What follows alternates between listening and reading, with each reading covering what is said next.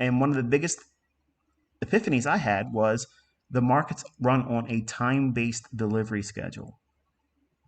That means you could set your clocks to when these market moves are going to manifest themselves.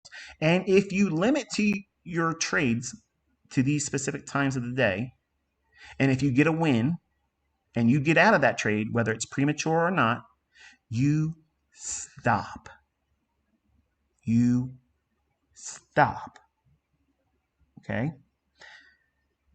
One of the questions that come up a lot is how do I hold on to a trade? Like, how do I hold on to a running trade? Well, admittedly, there was no way I was going to be able to feel comfortable managing what I put on this morning, as I'll outline and show you to you. But I had travel time to get to the dentist. I knew I was going to be asked a lot of questions, and I didn't want to have the phone in front of me, managing a demo trade of all things in front of the dentist that's going to be asking me questions about my son, which is going to be rude. So I set it up where I knew it was going to likely run to the objectives. I'm going to walk you through what those limit orders were posted at, why I chose them. I'm going to explain everything. But it's real important that these parts of the conversation that you don't want to listen to, this is the mindset part.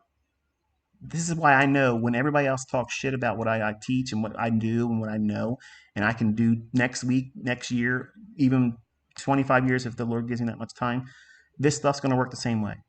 How am I confident about that? Because I know what I know. You don't even know what you don't know. So how are you going to argue that? See, you're standing on a position that is of ignorance. You have ignorance. You have no experience. And you're trying to convince yourself, don't bother trying to learn this because you're probably going to fail. And until you overcome that, you're not going to be a trader. Not one worth anything in terms of profitability. You're going to fail because you've talked yourself out of it. And a trader that's going to be profitable, they already see the end result. Like, I know when I'm looking at a market, I know what I think the market should do, and I have to submit to what time. I got to give it time. But I also have to be in front of that chart at the time when that market move is going to begin, because they're all time-based delivery.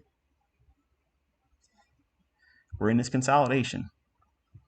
We walk through the idea that this is too smooth, so it's going to run for that buy-side liquidity. So if it's going to go above here, how far can it go past that ICT? Well, that's where this level came from. Remember we were looking at the weekly chart? That's what this level is up here. So 16,000, I'm sorry, that's the daily chart. There's another level up past that.